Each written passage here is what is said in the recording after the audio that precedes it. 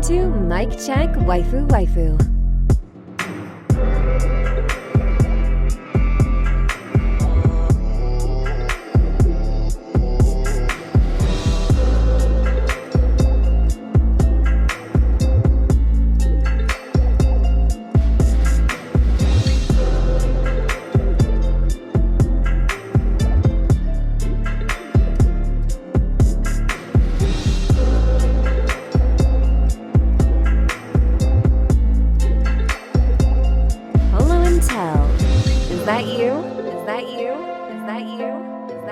Check.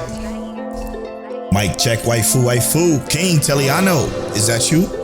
Episode 285, the Cold Front is here. This is 285 of Mic Check Waifu. As always, it's brought to you by Patreon. Patreon.com/Mic Check Waifu is where you can get early access to the video version of the podcast. This is where you can get access to the Patreon exclusive podcast, The After Stories, where you can get access to video content like the Patreon commentary episode of episode 1 of Mic Check Waifu. Is us revisiting the episode 1, but us discussing the episode 1 back from 5 years ago, basically. It's coming soon. It's where you can get access to the pre-show. Pre-show has a very special announcement on there that only the pre-show or only the Patreon supporters have access to right now. Check that out. It's a very, very big deal. If you have Spotify, link your Patreon to your Spotify account. Then you get access to the After Story thread, which will give you access to the video version bonus podcast or the video version of the pre-show in Spotify, which is so fucking cool. So make sure you guys do that. This show is brought to you by the Patreon producers. They keep the lights on here at Mic Check with Waifu. Shout out to the Patreon producers, Christian, the Archivist, Rob from Dad Needs to Talk Podcast, Fear, Glaze Jams, Ked the Pro from Chaotic Culture Podcast, Explicitly, All for One Matt, Mazer, Altor, Monique Williams, Semi Sensei, Frozen, Rob Stone, and last but certainly not least, our guy, T Money Fingers. 285 is a very special episode because the winter has came. Shout out to Jon Snow. Winter is here. We got a lot of shows to talk about. We talked about this last week. We didn't waste any time getting to the episode. And we're not going to waste any time here because we got a lot of shows to discuss. We're going to spoil episode 1s of shows that came out in the wintertime, but don't fret not. Because when we do it, it's just to discuss the shows that we've watched only the episode 1 of, which means that it is a discussion that's going to help you decide on if you want to add these shows to your winter anime list as well. Okay. So keep that in mind. Just listen all the way through. And if you find anything that we discuss here enticing, feel free to add it to your anime list. Make sure you guys join AniList. If you're not on AniList, join AniList because it is a very fun way of keeping track of the anime you watch. They need to pay us the way we promote AniList, but for real, like it's huge because we are going to discuss our anime wrap. Do you know how Spotify does the anime wrap, listeners? Well, yeah. AniList did it. Shout out to Vash, the legend of Vash from Animewa, in our Discord. He's been a part of our community for a very long time, since the beginning, and he dropped his link of his anime wrapped 2024 from AniList. So we all did it, and me and Taylor are going to cover ours. It's so fire, and we're going to explain to you how fire it is in this episode today. Okay, with that being said, let's get right into the shebang. Let's push through. Tell, how you feeling? Phenomenal, brother. Phenomenal. It's been a really good week for me. Worked out a little too hard. On Monday I did 900 push-ups. Damn. And technically it was 930 because I thought I skipped a set, but I went back and counted on my little tally board, and I did 900. So I did 930 push-ups, and I did 300 push-ups every day after that. So my arms were sore for a few days, and then they just stopped being sore. Sick. So I've been resting since so after Friday is my last day. So Saturday I was resting. Today I was rested. But yeah, brother, it's been a good week. I ain't gonna lie to you. How you feeling, bro? How was your week? Same, man. I've been having a fantastic week as well. Push-ups? No, hell no. So let me tell you, this is gonna get right into the conversation. Not into the conversation, but into a conversation that we're gonna have here.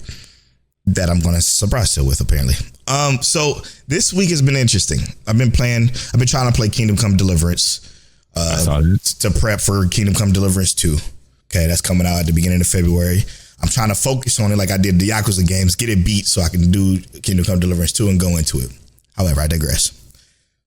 I've been distracted with that because our boy, somebody we game with, Legal Overdose, is his trademark name. He's been watching Demon Slayer for the first time after years, and I mean years of us telling him to watch it. Like it's like years, literally since Demon Slayer launched, we've been telling him for years. And funny story, I can't hear him now in my head. Yeah, he's like, "Come on, man!" No, for real. Years we've been telling him, and originally because the way my Check Waifu started is because I was going to start an anime podcast with him. But I realized he's not really that deep into anime. And I'm like, well, fuck, I don't have anybody to talk about this anime with because it was Demon Slayer that made me want to. Episode 12, roughly a Demon Slayer in season 1. And luckily I had tell, and it turned into what it is now. That's a long story that we told 100 times. I'm not going to tell it again here. So he started rewatching it, and we brought it up in Discord. We did share screen, and we was watching it. So I basically rewatched from season 1. And today we finished the Swordsmith Village arc. Let's go. The rewatch. We rewatched it dub.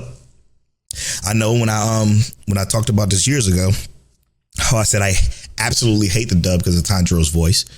But if you watch it for 20 minutes, that goes away. So the first time I was watching it with him, the 20 minutes, I was like, ugh, I was doing all this.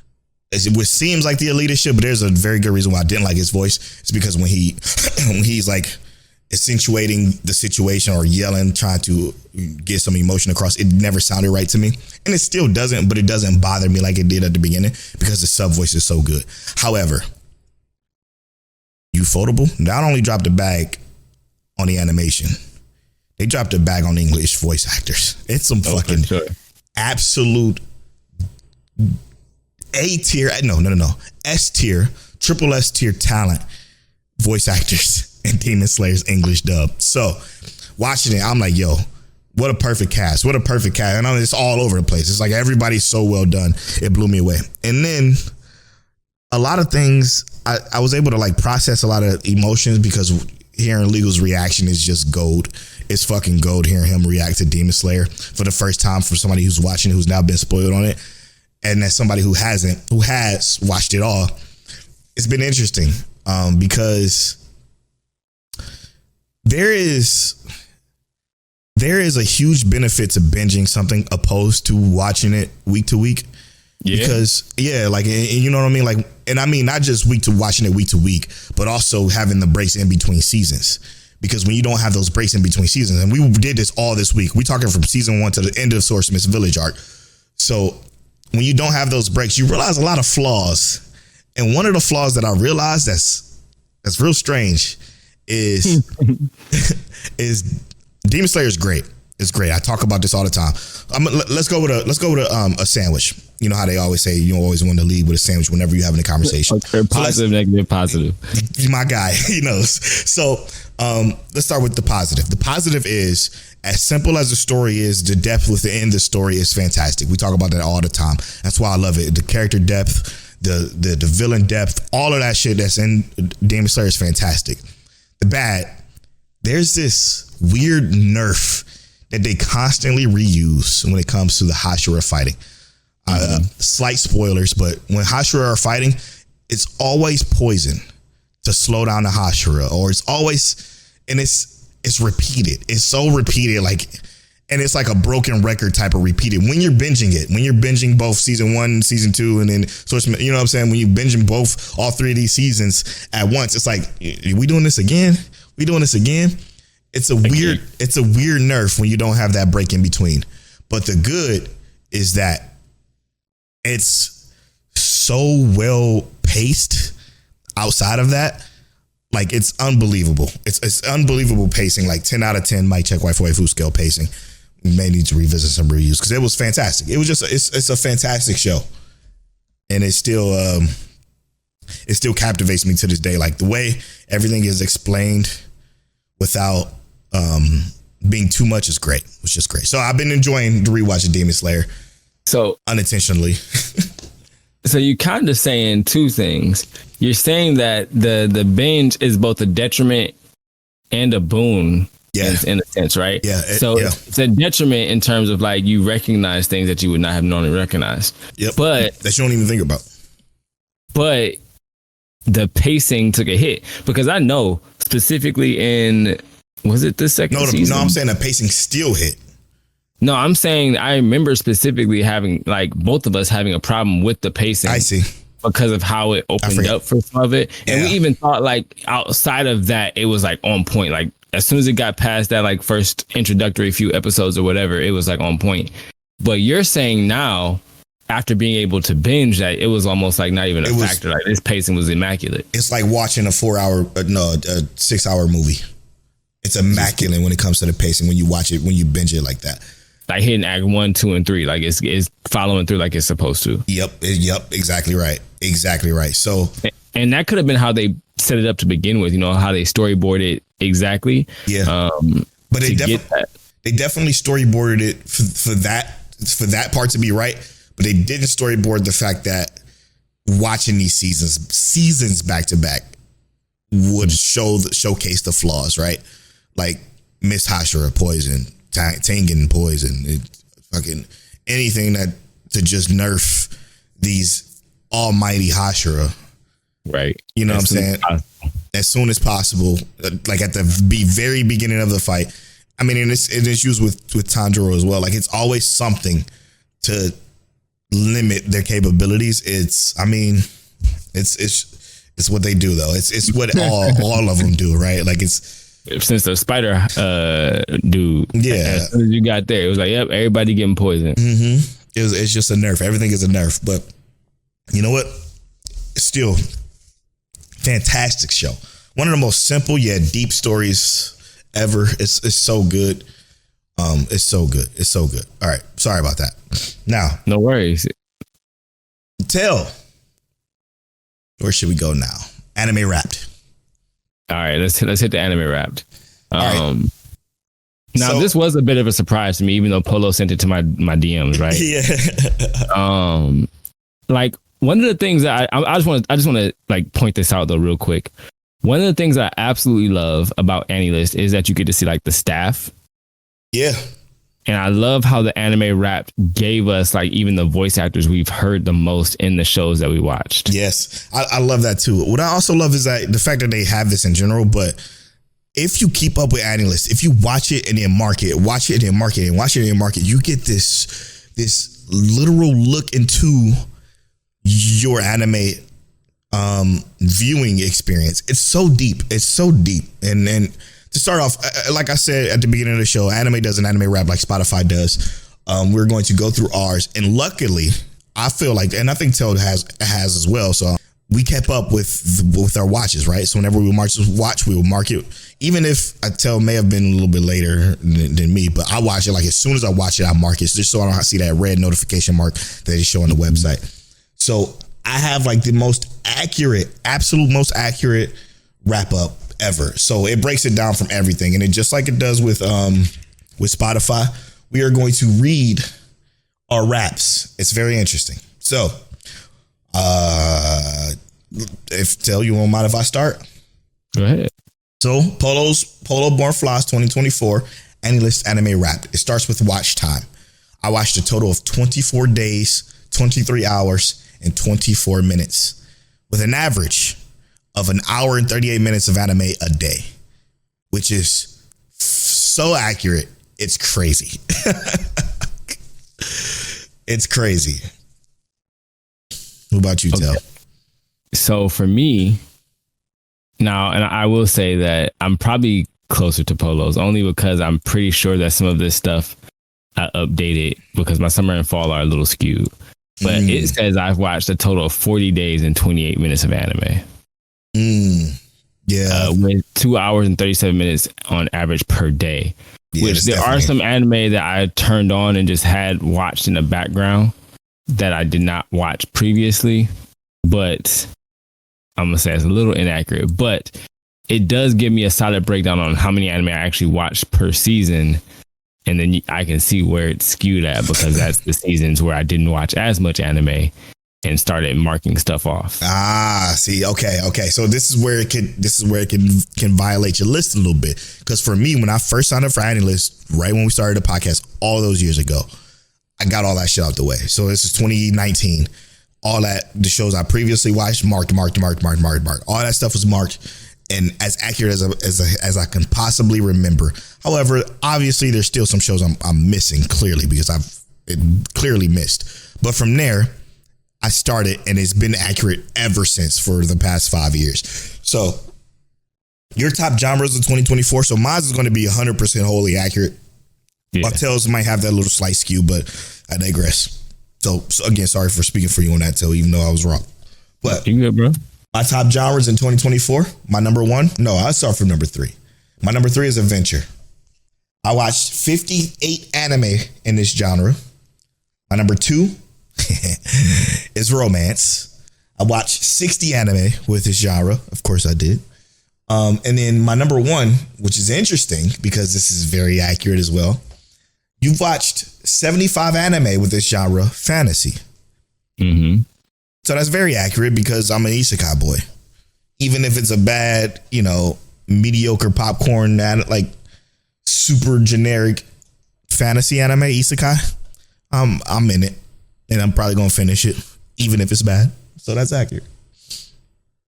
So, funny enough, when I look at this part of it, this is probably extremely accurate for the year. Because let's say, for instance, for these being the specific genres I watched this year, my number 3 is adventure. It says I watched 85 adventure anime. Okay, that's the skew. Or with this genre. With this specific genre. Then number 2, I'm saying it's not too far off. With number 2 being fantasy, because a lot of these are going to be mixed. You know what I mean? Action, fantasy, adventure are going to be same in that category. My fantasy is 104. Mm-hmm. And I know that I watched around, or if not a little bit more than 100 anime that year. Because winter and spring are both 25 watched each. And then my number 1 is action, being at 117. So I think we can take a few out of there, but I'm pretty sure like 40 out of there. Not at all.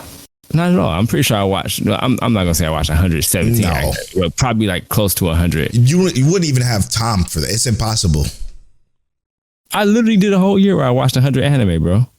No, that's possible. Watching 100 anime is possible. I'm saying within the seasons of it being skewed the way it is, it wouldn't be possible. So you were like you said, you were marking stuff that you've already watched in the past to update your list. Right. That's what I'm saying. I know it's a little skewed. Skewed. But I'm saying that it's probably more accurate than other things maybe on this list right now. We absolutely destroy the 100 anime mark. We do that every year with the way we do this show. So that makes sense. Okay. My favorite tags started from number 3, which is interesting. I don't really know how I feel about it, but again, these are just tags regardless. My number 3, magic. My number 2, heterosexual. And my number 3, male protagonist. No, my number 1, sorry. My number 1 is male protagonist. All right, yeah, my number 3 is magic. My number 2, which made it come up over the last basically year, is female protagonist. And my number 1 is male protagonist. Yeah, that makes a lot of sense. All right, so your seasonal journey in 2024. Now, this is interesting because this is the most accurate piece on mine because, again, I do not extra mark stuff because I haven't needed to do that for years. So for me, this is a solely accurate and probably close to what Tell would be too. Maybe give or take like 4 or 5 between the two of us, right? That he may watch 4 more or 4 less or whatever the case may be. Outside of his skew. So bear this in mind when I mention this because we watch a lot of the same stuff for the podcast reasons. So starting off with winter, I watched 38 anime in the winter season, which makes a lot of sense because we talk about our seasonal breakdowns and we count how many shows we're going to watch, but 38 for winter of 2024. Spring, 27, which is interesting. Very, very interesting. Summer, 39 anime watched. That was a big summer. I remember we not having a fucking break in between anything because there was so many anime, that's my highest. So keep that in mind. And then 31 is fall, which sound a little skewed, but it also makes sense because the simple fact is during the fall, when I dropped a bunch of stuff, I also picked up other stuff that I didn't finish from spring. So spring was 27. Spring had a lot of stuff I didn't finish. I couldn't watch it in summer because summer has so many shows, 39 shows to be specific for me. And then fall, I started picking up the shows that I missed in spring on top of what we had in fall, which again, I didn't. 31 in fall is not just fall anime. I can guarantee you that because fall stunk. So I didn't watch nearly that much. All right. So my winter anime, I watched 25. My spring anime, I also watched 25. Okay. Now summer and fall, I'm going to say are probably a little skewed as well. Because these numbers are huge. So I'm going to say summer, I probably watched closer to 25 to 29 because I do remember summer being a little bit thicker. Yeah, and then the fall, big month. We also watched both of those movies and a couple more. So I'm going to say fall, I think fall I watched more than you. Probably. Outside of you adding extra stuff to your list. Mm-hmm. So my fall says 80, but I know that's not how many I actually watched. No way. Fall. That'd be impossible. Yeah. But that is what I currently have, but I'm pretty sure it was closer to like 30 for fall. Yeah. Okay. Totally makes sense. Top voice actors in 2024. Interesting that they break it down this way because obviously AniList has this information, but I don't know who exactly these people are. I guess I could click into it to see their actual roles. I'm not into it. I'm just using the picture. But I got a Nobuhiko Okamoto, which is number 3. Reina Ude, which is my number 2. Tomokazu Sugarita, which is my number 1. Yeah, they all had my number 1 and number 2, Reina and Tomokizu had 19 rows, and then Nobuhiko had 16 rows. They probably all do slice of life. Probably, I guarantee it. My number 3 is Jun Fukuyama. Number 2 is Yoko Hikasa. Number 1 is Sayori Hayami. 25, 23, and 21. Now this next one I'm pretty interested in because I feel like we might have similar studios on this. Yeah. Maybe a little bit. Yeah. Top studios of 2024. My number 3 was Studio Dean. Okay. So let me put this. Because Studio Dean is. Let me put this into perspective on what they've done and tell y'all. I think. Here it is. Okay, so Studio Dean. They're doing Magic Maker this season, but they did Days with My Stepsister, Remonster, Yakuza Fiance, unfortunately. Wow. They did a lot of stuff I didn't watch. Konosuba. That's one of the ones that's also skewed because I watched all of Konosuba this year or 2024. That's probably why that's number 3. But yeah, that's why. But moving on. Madhouse, of course. Of course, we know who Madhouse is. Madhouse did Frieren, which was our 2023 anime of the year because it came out in 2023. But they also did Overlord. Overlord being one of my favorite isekai series of all time. They also did Trillion Game, which is crazy. But they also are doing Orb and My Love Story. Crazy. My Love Story, Yamada-kun. They did Sunny Boy. I did watch Sunny Boy in 2024. That was another one that I picked up that wasn't a part of the season. Yeah.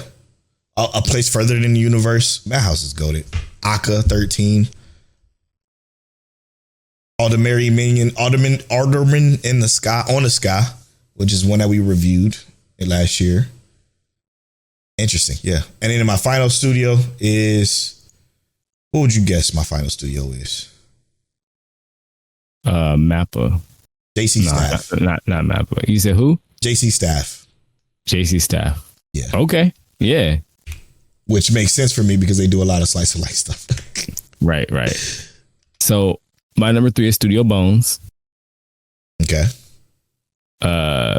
Mostly for like My Hero Academia and like a couple others. My number 2 is Studio Madhouse. And my number 1 is OLM, who did Apothecary Diaries, OLM, yeah. I'm very familiar with OLM. They actually did the Pokemon series that I ended up finishing this year. So that was probably part of that as well. Interesting. But okay. OLM, yeah. OLM is a good studio. All right. Easy ones here. My lowest rated one was Ninja Kamui with a score of 3. Same. Not a score of 3. What you get? 0. My highest rated was Freerun Beyond the Journey's End. That's 10. Same with a 10. Longest anime watch was Freerun because it was 28 episodes. The longest anime I watched was the Pokemon series I talked about with 136 episodes. And then my recommended for you. Now, this is one that I think we should consider maybe pick it up. But I got this is gonna bug me because Chief okay, I'll just talk about it. The 3 that they're recommending for me is Revolutionary Girl Utina. Okay. Nana, which I feel like I've watched, but I never marked. And Chia Fururu. I can't say that one. Chahia Fururu. All of these are Shoujo, by the way. Yep. Okay. So they're like, oh, you picked up this tag you ain't never have in any of your years prior. They said go ahead and throw it on the list. Baby, go ahead and throw these on your recommended. What's your 3 recommendeds? 2 of them actually I probably should watch, but one of them is just way too many episodes. One of them is Monster. 88% recommended to me. Okay. Which I don't think is bad. I might pick it up one day, but I've been avoiding it. Yeah. 82% recommended is Case Closed, which I've watched. Yeah. But Case Closed literally has too many episodes. You can't even remember what mark you will mark that at, like, right? Like it's same for me. I don't remember where I've legit probably only watched like one season of Case Closed, yeah, but caught like independent episodes of other seasons and stuff like that. And I know I've watched a couple of movies, but it's still that's why it's never going to be marked off for me. It's still 900 plus to watch. You know what I mean? Yeah. And then with the 83% recommendation is Land of the Lustrous, which was 2017. Interesting. Never heard only of 12 episodes, so maybe I'll do it. Interesting. Okay. All right, so let's get into this winter season, Tell. Holy camole. I'm just going to tell you, I watched 35 episodes. Okay. I'm probably along the lines of that as well. Right. Yeah, I mean, like, I'm not even going to sit here and count them all. It's about that. My list is fucking fat. It's so fat. The only thing I didn't watch that I have in my list is From Bureaucrat to Villainous. Dad's Been Reincarnated. I don't think I'm gonna watch that. And I didn't watch the quote unquote 2 episodes or the 2 12-minute episodes of I'm Living with the Otaku ni Kunoichi. So let's just get all of those that we didn't watch out the way. And of course I didn't watch I Have a Crush at Work because it's nowhere to be found. Literally, you can't find it anywhere. So it's on Amazon Prime Video. I Have a Crush at Work. Yep. Really? Oh God! This just you saying that just made me think of. I didn't watch that, and I didn't watch Ubel Blatt. Oh, I did watch that. I watched that as well. Okay. All right. Because I forgot because I got to watch that in my bedroom TV because that's the one that my wife is logged into, and that's her app and her Amazon Prime. All right. Anyway, where do we want to start? Let's start with. Okay. Can we start with 100 Girlfriends? Yeah, I think after that, can we just go to like everybody's most anticipated for the season? Okay, yeah, let's do that. Perfect. I want to start with 100 Girlfriends because how can you not fucking laugh at this show? Did you not laugh still?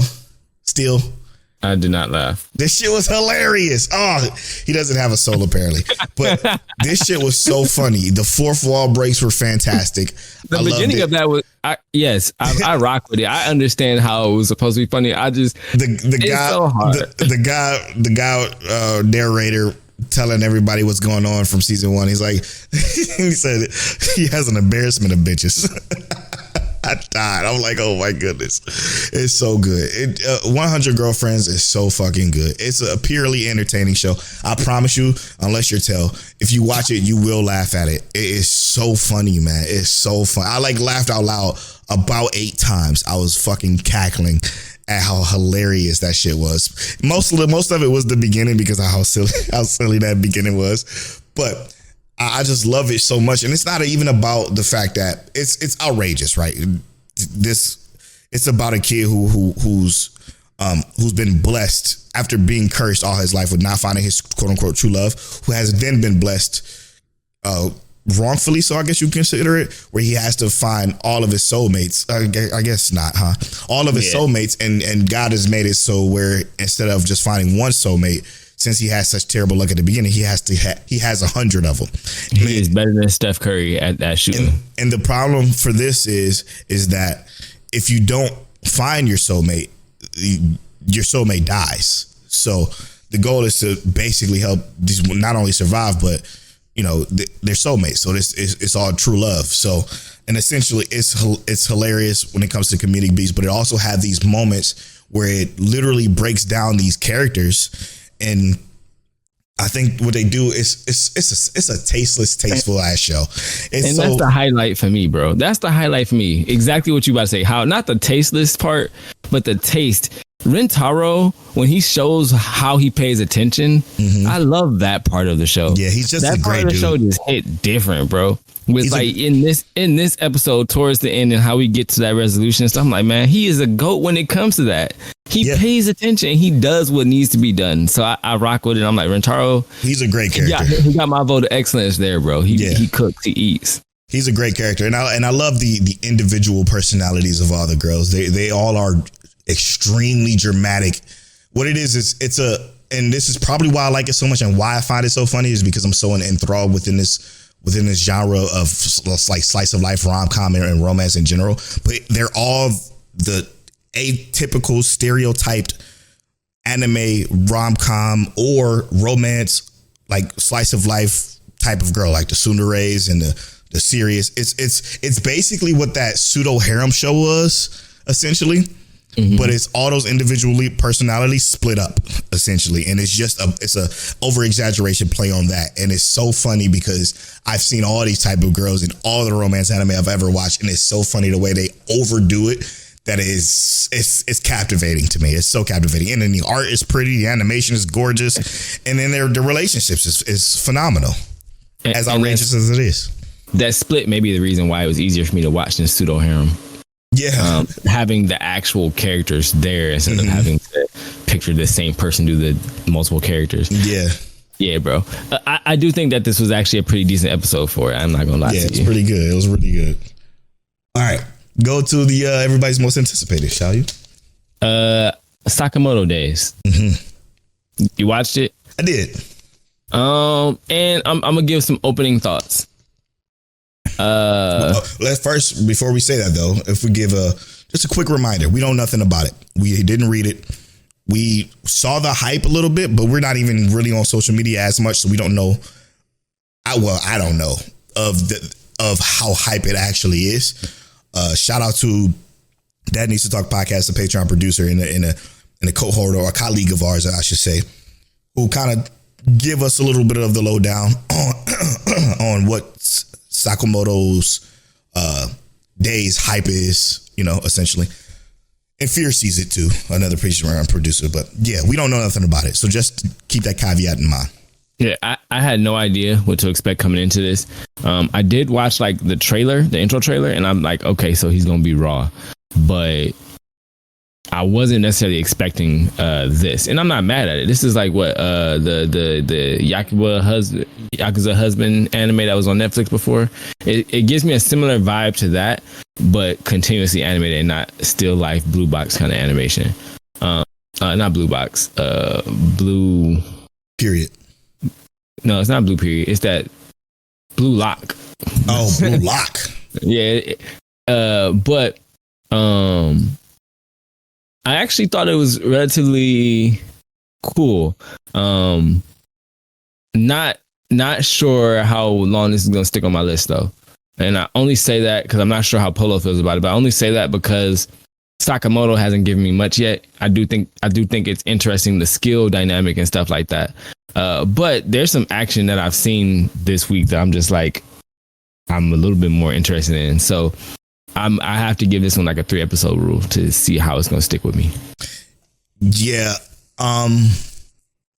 I love the fact that it's on Netflix. Easy to catch, and it's day and date dubbed, so yeah, easy to watch. Sakamoto, the very few lines that he has is Matthew Mercer. I'm a big Matthew Mercer fan for English dubs. He's a great voice actor. He does Critical Role and all that stuff. So I'm a big fan of Matthew Mercer. Great casting for the character. That was interesting. People, I guess, were complaining about the animation of it. And this is where we could go into a deeper conversation, but we don't really have the time to, unfortunately. And I know y'all would want to, and I know our Discord is going to blow up when I say this, but it's not the animation that's the problem. It's the aesthetic that's the problem for people, I think. I'm on the outside looking in. Because when I look at it, I don't see a problem with the animation. The animation is like one of the most fire things I've seen within the show, but the aesthetic of it doesn't look good. And what I mean by it doesn't look good is some of it looks, honestly, and I think this is an intentional aesthetic choice, poorly drawn. I think that's on purpose for whatever reason, whatever the art of is. It doesn't bother me that much though. That's not a big deal. What does bother me is that it didn't offer much. It was, the action was cool. Like, again, if you love action, it was great. It was phenomenal. It looked good animation wise. What we love here is character, and it didn't have a lot of character at all. Yeah. It set the tone. It set the tone for those characters. And man, I know people love this show, so I know it's hard to talk about. But I wrote in the Discord that I said it, but I deleted it. I'm like, yes, man. Because everybody in Discord, like, if you want us to talk about our episode of the week, it'll be this. It's got 21 responses, and they're gushing. Our community is fucking gushing, and I'm like, what? I'm like, what the fuck?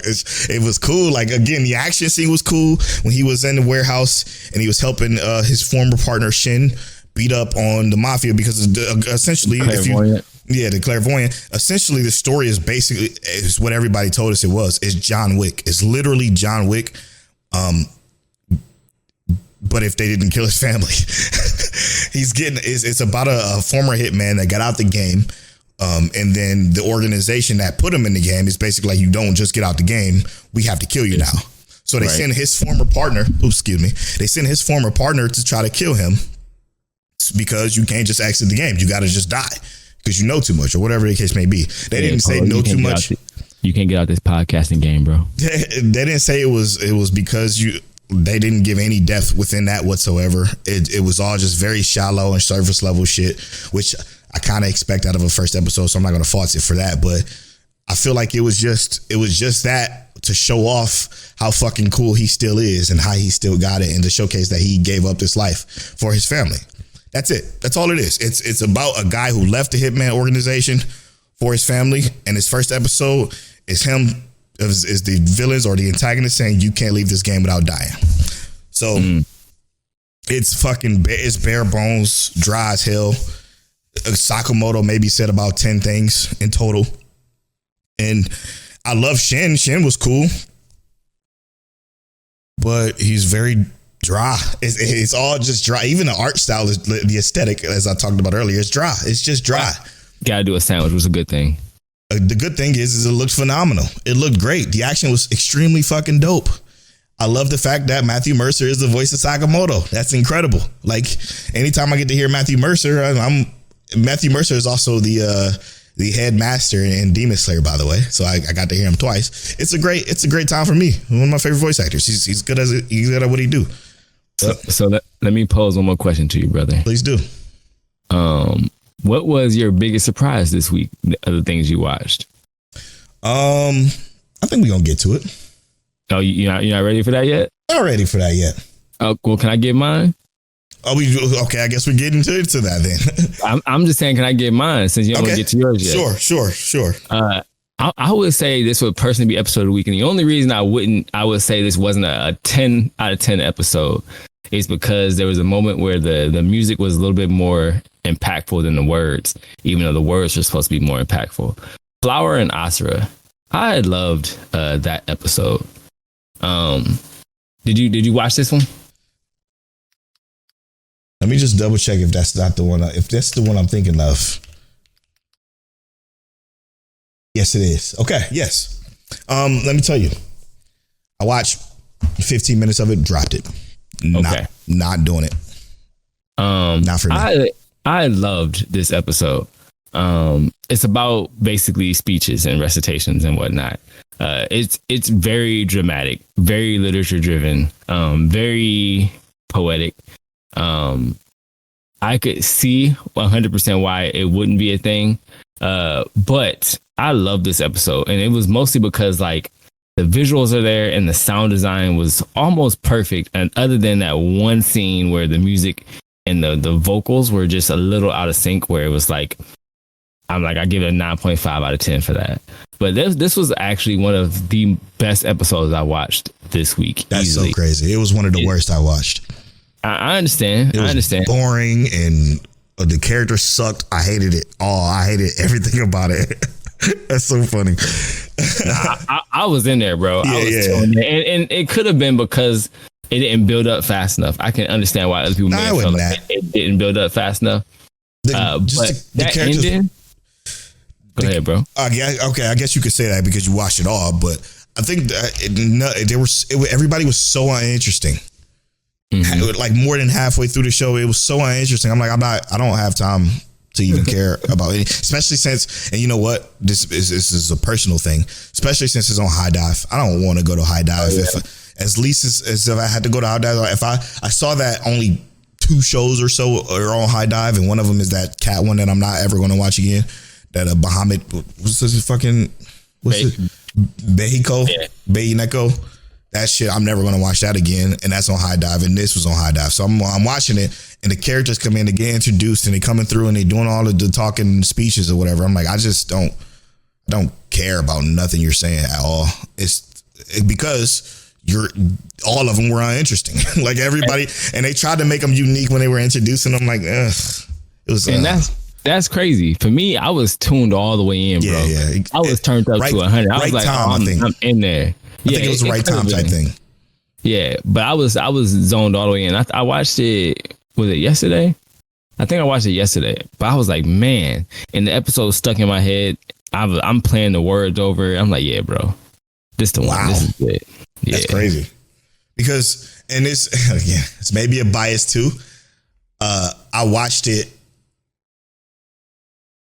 What was it before? It was. It came out, I think, on Tuesday. Yep. So I watched it before Apothecary Diaries. So I'm like, if I want good dialogue, I know where to go. And, you know, I'm excited for that. I don't need this. But that's funny because I think there's 2 surprises for me. I didn't want to get into surprises yet until we got a little bit deeper in, but we're here now. So I'm going to just go with, I have 2 surprises. Okay. One of them we don't need to spend much time on, but I will say it's season 2, episode 1 of Unnamed Memory.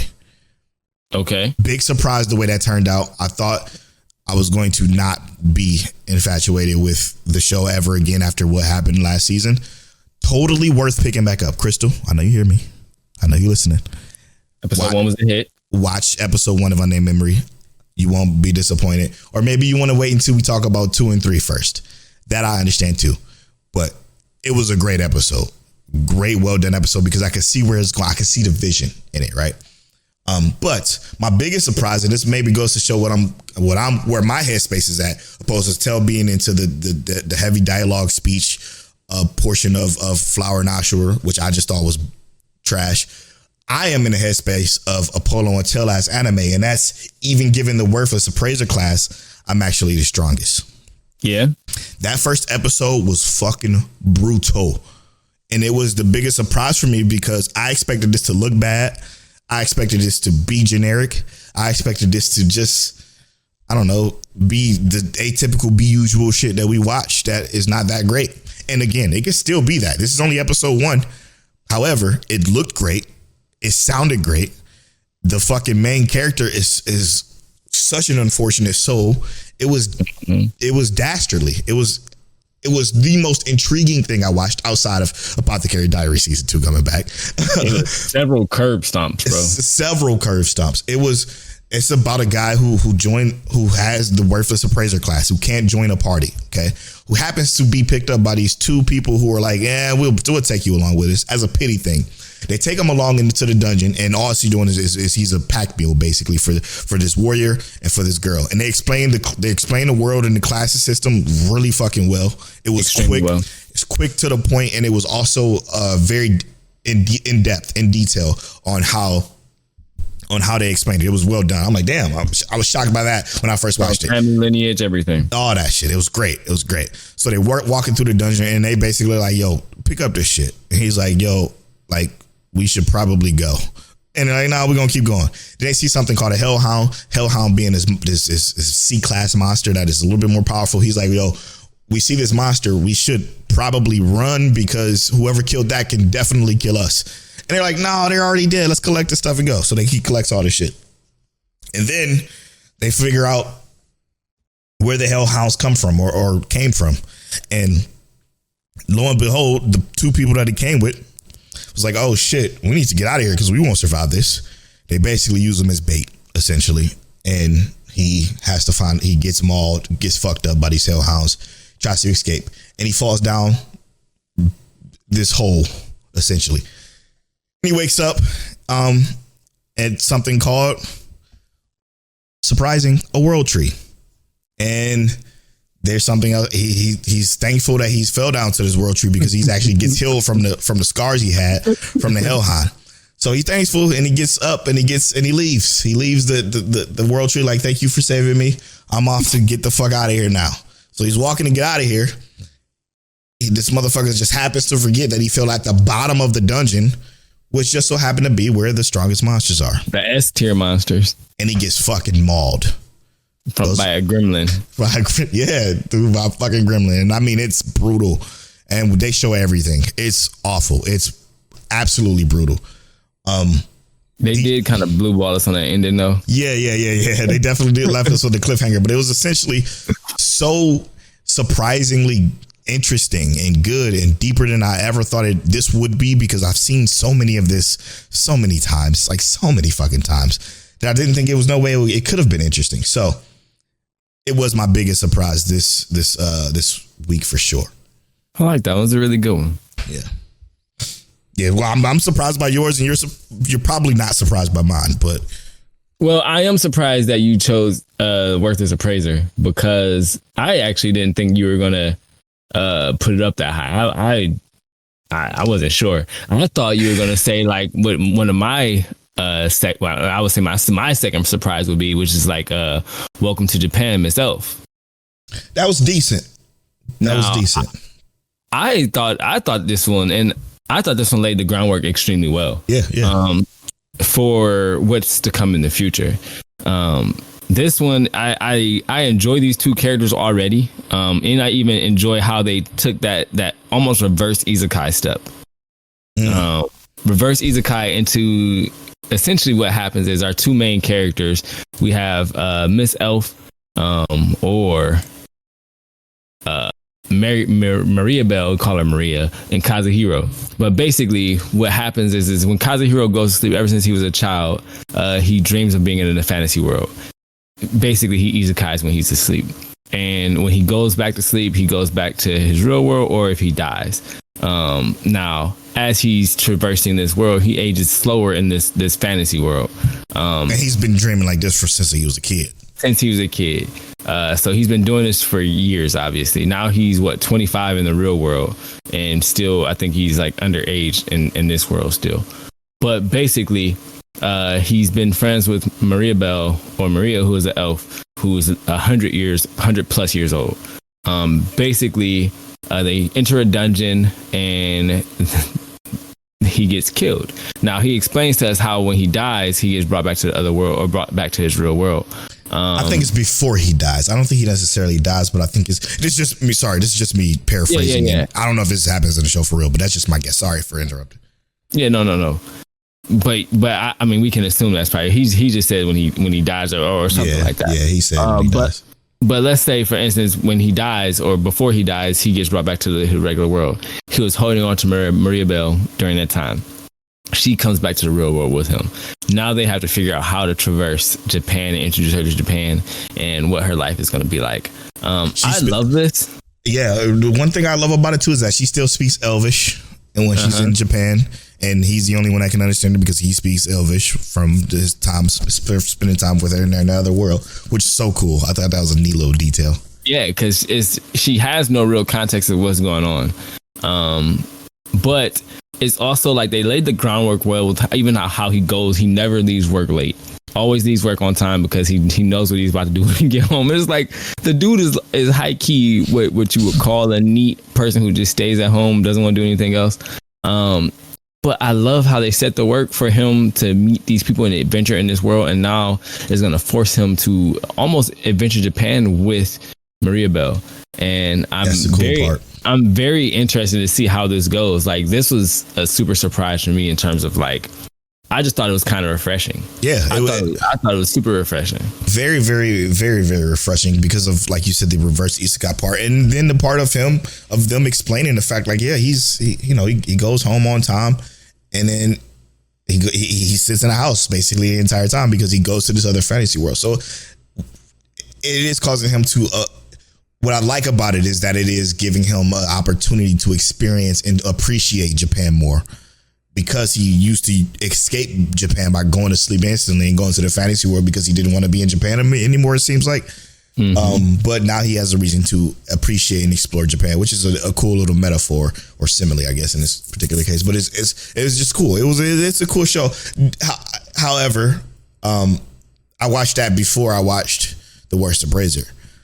If I watched The Worst Appraiser first and then this, that it probably would have flopped. It probably would have been midway that and then this. But another thing that surprised me that was actually really good that I know most people ain't gonna like. But you remember Cooking in Another World? What was that called? The cooking show where the guy was and he only had the skill to shop or whatever. The daily life of a middle-aged online shopper in another world.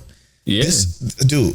And I'm probably gonna title this episode something about this being one of the most coziest seasons ever. This show is extremely cozy, just like the Ms.Elf. Welcome to Japan, Ms.Elf. This show is so cozy, so easy to watch. It flew by. It only has a 66 on adding list. I know most people won't like it, but what this is it's essentially a guy dies and they sped past it. They're like, you already know the origin story of how this shit works. So, right. So we're gonna truncate that story part of it and then just get into the shit. He gets into it. He has this online shopper ability. He basically can order from this Japanese shop that he spent most of his life ordering from. So he's very familiar with how it works. And in this other world. And everything that you saw already within the other show is in this show essentially, but with a different character, a cooler character. I think it's going to, and what this probably is going to focus on is him selling from his online shop. While the other one was more so the exploration of the world and him finding this legendary creature and the slime and all that other shit. This one, I think, is going to focus on him building his wealth within his new world in a way that utilizes his old job. And I think it was super cool. It was clean. So clean. So good. It looked good in my opinion. The characters had great dialogue, even with the conversation with like the cat people and like that part. I was like, yeah, nah, this is one that I'm gonna be happy to watch week to week every week. Yeah, so easy to watch. I mean, he started up his shopping in his little square next to this nice little lady. It was just neat, man. It was easy to watch. It went by fast too.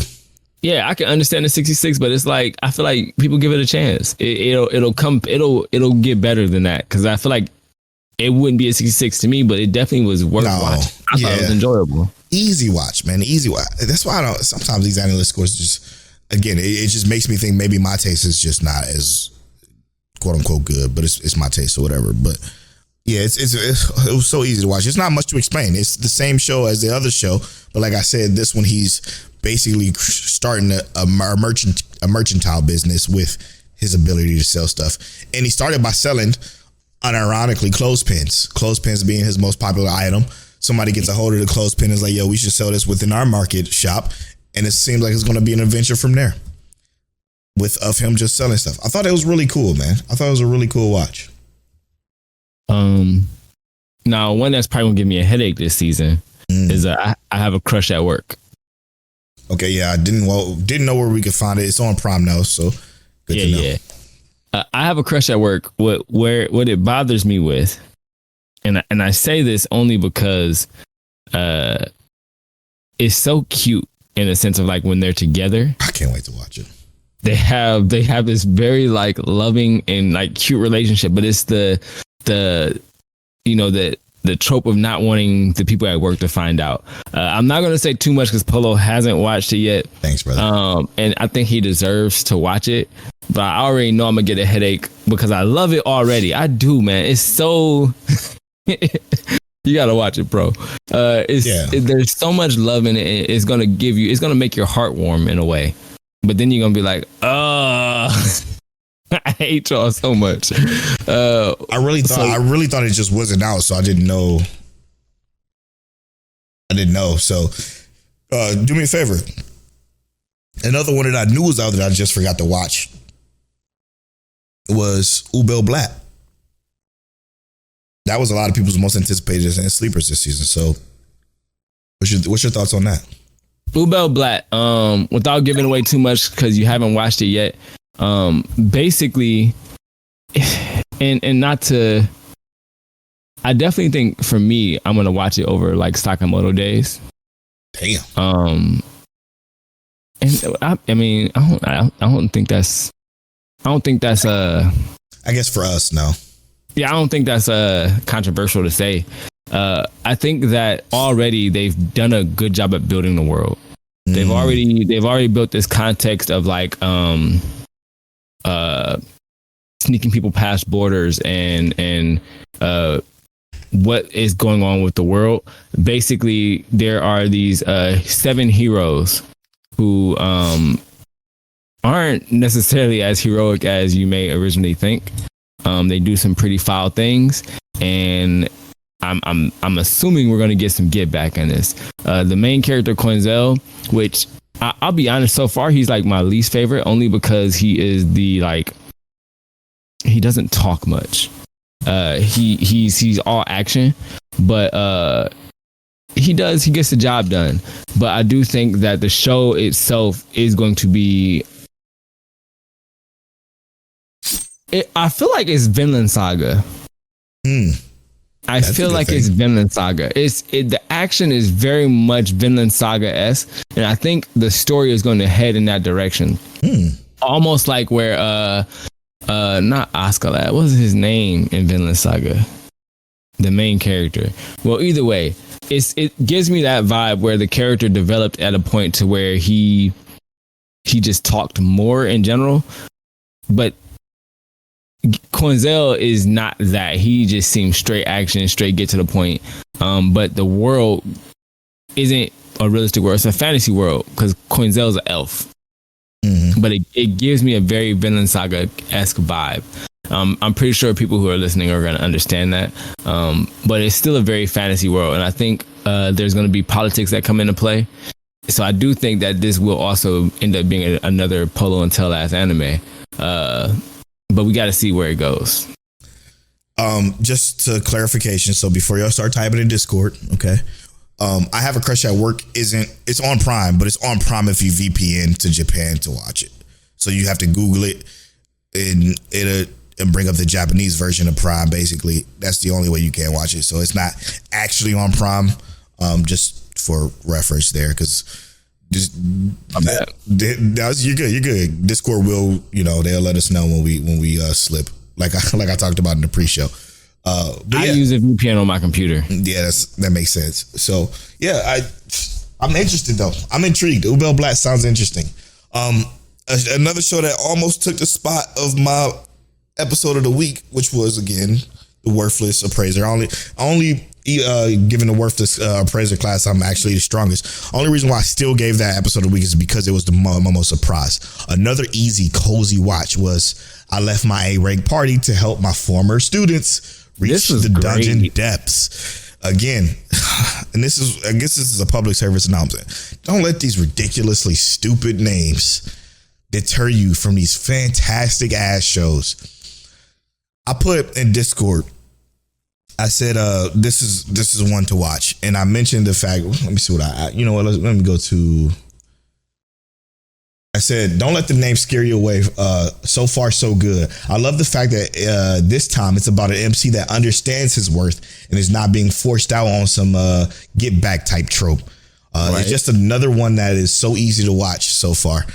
This season has been special for just easy shows to watch. Because again, I left my A-rank party to help my students reach the dungeon depths. This is about someone who's a part of an A-rank party, obviously, as the title suggests, I guess, who decides with the A-rank party, because the A-rank party has like the ability to stream their dives or whatever. And everybody's like, they're super famous. They're much appreciated. But the four that's in this party are like front and center on the camera. And in our main character, which his name is Yuk, I think. Yeah, his name is Yuk. He gets basically left behind. He's like in the background. He's a support character. He's a support character. He's being shut out of all the streams, even though he's the one that's doing the live streaming. And he's not being appreciated because when they come back from a dungeon and sell their loot, he always get a smaller cut because he's always using his money to support the party, to make the party stronger, to make the party better, to protect the party. And all of the materials that he used, because he's an alchemist class, goes to them, and his cut is taken from his cut. So he's like, look, man, I'm doing all the supporting of y'all, and I'm not getting my share of the loot or the cut. I think y'all should appreciate me more. If not, I'm dipping. I'm about to go. I'm done. And that alone makes this worlds different than everything else that's been like this, like Banished from a Hero's Party, and all these get back shows where the hero gets kicked out, and the one from last season. Yeah. It was exciting to see somebody who actually understands as an MC, that understands his worth and understands that he's not being appreciated properly, and he's letting these arrogant fools go. Like, I'll see y'all. Then when he leaves, he decides to join a party of a group of people that he's actually taught. He taught early starting adventurers, the seekers, the trade, to dungeon diving and to spelunking, if you will. And they were, all three of them were sweethearts. It was just so much. It was just so pleasant to watch him join their party, and them just be captivated by his skill, because the skill is outrageous. All the stuff he could do, and the way they explained the world and the way things worked was so natural and free flowing and fun to hear about. Another one that I'm actually looking forward to watching every single week, that I'm excited to watch every single week. He got some cool stuff going on, like for real. And just because he's an alchemist don't mean he can't fight. And they showcased that at the end of this episode. And that's all I'm gonna say about that. Right. It was phenomenal. It was and it looked fantastic too. I was shocked about how good it looked. Oh, it's Bandai Namco. That's why it looked so good. Yeah, I was gonna say it looked real good. I was thoroughly enjoying it. 24 episodes too, by the way. Now, for those with the propensity towards female protagonist, Promise of Wizard, I'm not even gonna lie to you, I'm probably gonna drop it. Mm-hmm. It's not necessarily bad. Just I don't enjoy any of these characters, but if you like the female protagonist surrounded by a male harem, which I'm not saying that's a bad thing, I'm saying this anime just doesn't seem written extremely well.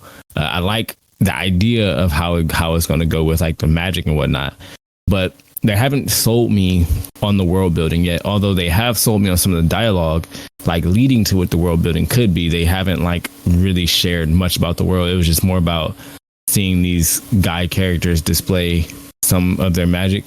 But Promise of Wizard, it's okay. I'm just probably not gonna watch it. It's a 55 is its average score, and that says all you need to know right there. I know we say that you try not to go off AniList scores, but that's a little too low, even for AniList. Like if it's that low, it must mean it's that bad. Yeah. And there are some that would be low that I would still enjoy, but that's not. I don't think there's ever been one that low though. Yeah, that you would still enjoy. I can't believe. See, this is the problem I have with being as up to date as I am. Right, in 2 days, a new episode of the show comes out, but it's honey lemon soda. Honey lemon soda was my biggest surprise all week until I watched the one that surprised me the most. I didn't even watch that one. Honey lemon soda, dude. Yeah, I thought it was on my list. Go ahead, bro. Spectacular. Sensational. This was like, out of everything I watched, and this is truthfully, let me just make sure. Let me just make sure. Well, give me a second here. No, I can legitimately say, out of everything I've watched, this was the best episode. While my biggest surprise was even giving the worthless one. The best episode of the show I watched this week, returning and all, even Apothecary Diaries. This was the best episode this week. Wow. And I mean that. So I'm not going to call it my episode of the week, because my episode of the week is still my biggest surprise, which is even giving the worthless Appraiser class. I'm actually the strongest. It just surprised me, everything that went on in that and how different it felt and how unique it was. But the best episode was Honey Lemon Soda. How did I miss that, bro? So fucking good. No, that's okay. Because I figured that would, because it was so early in the week. And it was on my watch list though, and it's not on my Annie list, even though it says I'm set to watch it. Oh, it's set to watching and not plan to watch? I said I'm set to watching. Oh, really? Yeah. It should be. Okay. It disappeared. Maybe it just, weird. But it's already in my Crunchyroll in my Crunchyroll watch list. I just haven't actually watched it yet. When you turn it on, you're gonna like it. I think you should maybe even watch this with. I don't think she'll be too analytical, but I think you should watch it because it's deep. It's very deep within the character. I love the way it is portraying everything. It's extremely interesting. There is one thing that I'm like, I wouldn't have done that as the female protag, but as the main character. But it's great. It was my favorite episode for sure. I'm not even going to get into it because he didn't get to watch it yet, so we're going to move on from that. And then another great show that dropped was My Happy Marriage. Season 2 is back. It wasn't that great of an episode, to be honest, but I mean, it was a great episode. Let me step back. It was a great episode. It wasn't that captivating, but it did have one moment that I would never ever forgive, and that's that fucking mother. Fuck his mom. Oh yeah, bro. Yeah, bro. You feel me? Mm-hmm. I hate her. You feel me? I was like, hate her. So where my antagonist button? I gotta get my antagonist button back. The thing is, that one thing I don't allow from anybody is, and I mean anybody, and I'm a person who loves my mom to death, all the way to death. Ain't no way. First of all, my mom ain't even raised me like that to let her talk to my wife like that. Mm-hmm. Same.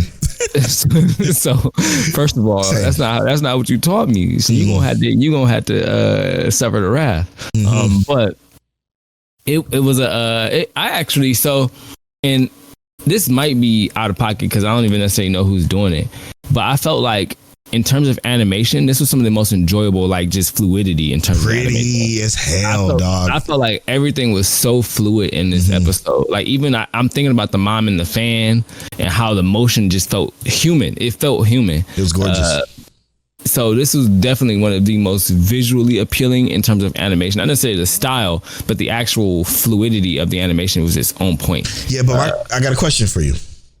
Remember anything else? I mean, I remember just about everything in it. You know what I mean? Like, did it stick with you though? Besides the mom thing? Nah. The mom thing was the most impactful part, but yeah, I think that's kind of who we are. That's just, that's it. That's the only thing that stood out so far. I know it's the start.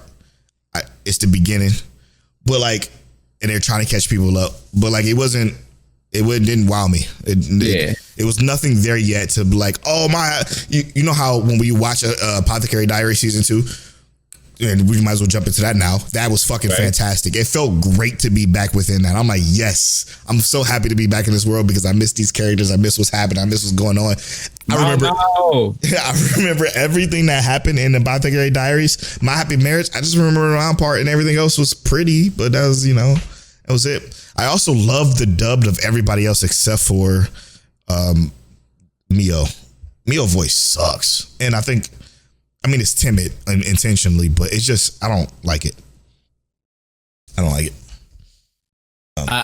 I'm so excited to watch Apothecary Diary season 2. Oh, so good. The thing I'm struggling with is not knowing where it's going to go at all. Yes, dude. Yes, it is like, so. We got 24 again. And I'm like so enthralled with the idea of like the books, even, and how they're like, how she thought out this little plan to get people to learn how to just learn literature, to read and write and stuff like that. I'm just like, bro, it's so captivating. It's in the subtleties. The cat and how that leads to subtleties, and it's like the conversation about the cat when she was telling him basically everything that is her, why she don't like cats and why people actually love cats, and he's realizing, oh shit, that's the reason why I actually love my cat, aka Mao Mao or Xiao Mao. Right. It's so interesting. It's so fucking it's so good within like that little shit that happens. And sorry for that light spoilers, but it didn't spoil anything because it ain't shit happen. But it's just so good. Apothecary Diaries, if you haven't seen it, watch it. It's so good. It's so fucking good. That's why I could put these two together, because I remember everything that happened in Apothecary season 2. I mean, even though I watched them both at roughly around the same time. So, because I wasn't really that excited about My Happy Marriage season 2. So I waited till later to watch it. And it just so happens that I watched them back to back kind of, and I'm like, damn. So did you remember everything that happened in, what's that called? Dr.Stone? No. It was, I'm glad to be back in Dr. Stone. Don't get me wrong.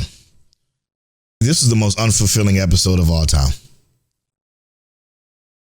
And it goes back to our thoughts. It goes back to our thoughts on what we had. Maybe I'm speaking for myself. I don't know if Tel still it feels this way, because we felt that way at the time. But it goes back to my thoughts on how we felt about season 1 and how rapidly they just was fucking advancing shit with no explanation on how the fuck anything got hacked. Like, really, Well, so it's not even necessarily that for me. I just felt like this episode wasted my time. Yeah, it was a waste of time. It was a complete waste of time. I felt like 18 minutes of this episode wasted my time. Yeah. 2 minutes of it meant something, and then that was the end of the episode. Mm-hmm. And my wife is like, what's going on here? And the only benefit to it was dubbed. Yeah. Yes. That's my first time hearing the dub. I like the dub. The dub is fine, right? Like, it's good. Man. I'm like, okay. Yeah, I'm like, oh, it's dubbed. I'm gonna put it on English. My wife's like, what are you watching? I'm like, it's Dr. Stone. I'm like, I think this is a really good anime. I'm gonna get the kids to watch it. And I'm watching this episode. I'm like, I'm wasting my time. I'm wasting my time watching this shit today. We could have never watched that and just got that last 2 minutes that happened at the beginning of this next episode. And that would have been enough. Yeah, bro. And that one was rough. Yeah, it was, oddly enough. But it was like, the only cool part about it was the line about how you travel on the ship. Sure, Which actually, I was just talking to my wife about that only because of Neil deGrasse Tyson's podcast, which I'm pretty sure Polo watches just like I do.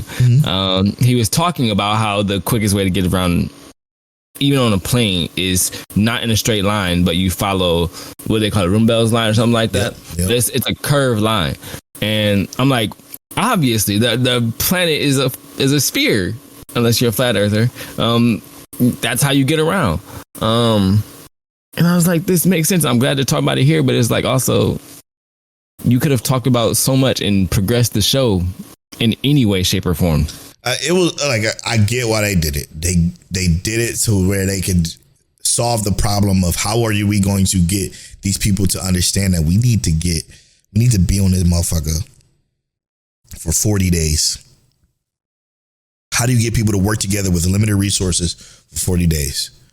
And that was essentially, I get it. But again, how are we poker game? How are we establishing all of this shit? Beer. When have you got time to ferment beer? You know what I'm saying? Like they should have started already. Yeah, like it was like, okay, maybe y'all been had it when y'all first got on the boat, and then when y'all went to the island, it was just fermenting in the bottom. I don't know how like it's maybe I'm thinking too logical here. The beers for the last 10 days. I remember they're waiting to serve that for the last 10 days. Right. It's a lot of conveniences.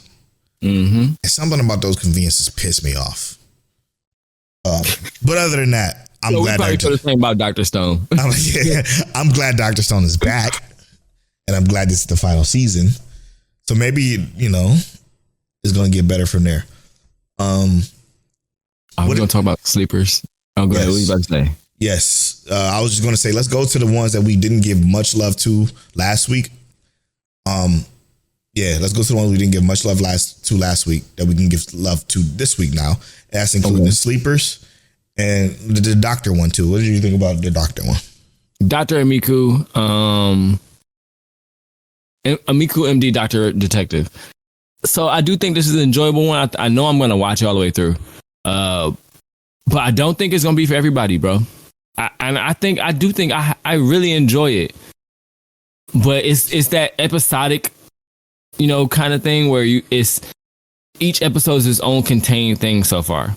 And it doesn't seem like there's going to be a quite of a line that is leading to a specific entity that is a ending, or like a person who is causing any kind of scenario. But basically what happens is there is going to be a problem in every episode. And the doctor, she works in pathology detection. She's a detective in pathology, where they're just trying to figure out what is actually wrong with people and give a diagnosis. But she's stepping outside of her work area and actually solving crimes or things like that is pathologically wrong with people. This most recent episode, slight spoiler.